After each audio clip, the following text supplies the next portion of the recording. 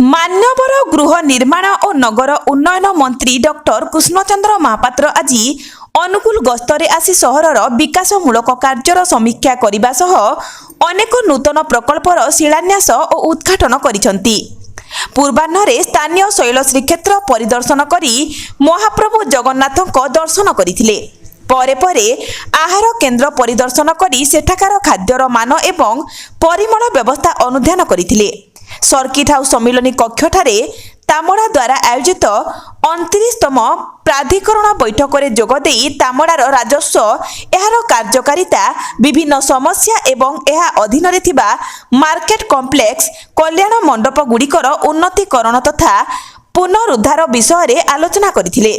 खाली थिबा जागा मानकु सहरर उन्नतीकरण योजना रे शामिल करिबा उपरे मान्यवर मंत्री गुरुत्वारोप करथिले। सेहीपरि अपराह्न जिला सहरांचल उन्नयन संस्था DUDA बैठक में मान्यवर मंत्री जोगदे सहरर वर्ज्यवस्तु परिचालना प्रधानमंत्री आवास योजना सहरांचल हिताधिकारी गृह प्रदान मुख्यमंत्री शहरी विकास योजना MSBY अधीन भेंडिंग जोन सह मिशन शक्ति महिला मानक पई मिशन शक्ति गृहर सुविधा PM स्वनिधि योजना सहरांचल विशुद्ध पानीय जल जोगाण स्मार्ट LED स्ट्रीट लाइट उपरे आलोचना करथिले।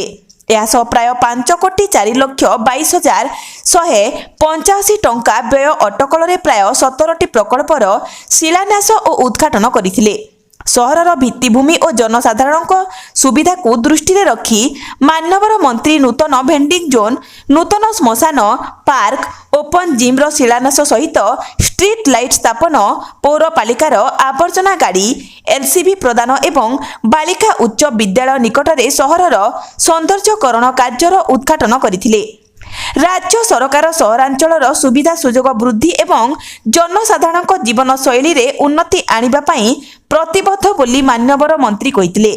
एही समस्त कार्यक्रम रे जिलापाल श्री अब्दाल मोहम्मद अख्तर उपस्थित रही संपूर्ण सहयोग करबा सह विभिन्न प्रकल्पर सफल रूपायन पई आलोचना करथिले। तामड़ार डेवलपमेंट अथॉरिटी जो अछि तार आज हमें बैठक कलो अथॉरिटी मीटिंग कलो मान्यवर विधायक माने उपस्थित थे एवं समस्त ऑफिसर्स माने उपस्थित थे। आमे पुंखानुपुंख आलोचना कलु तामड़ार जितकी डेवलपमेंट हवा कथा एरिया जितकी बढ़ी एरिया अनुଯାयी जहाँ डेवलपमेंट हवा कथा ता हेई पारि तेणु तापरे आमे बहु गुरुत्वारोप करिछे।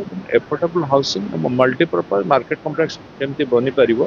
जो मार्केट कॉम्प्लेक्स एबे अछि सी 30-40 वर्ष तलर सी नष्ट हवा परिस्थिति रे जाइछे। आगो को केमती आमे आर वृद्धि करिबो एवं एरिया को बढ़िबो। जो एरिया को नैचो सेठी केमती टाउन जोटा टीपी स्कीम रे आमे अधिक अधिक डेवलप करिबो लैंड को एवं लोकों को सुविधा रे जोगै देबो। तापाई मध्य आमे प्लानिंग करबो। एफोर्डेबल हाउस अधिक अधिक करिबो एवं रेंटल हाउस मध्य एठी केमती करि पारिबो। जो माने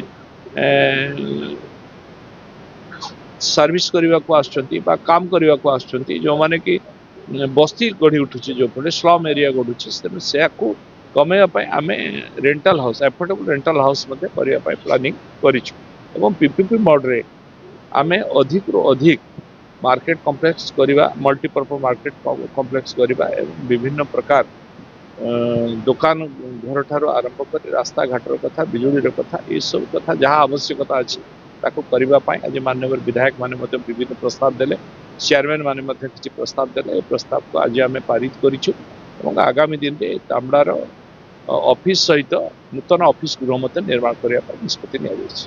धन्यवाद।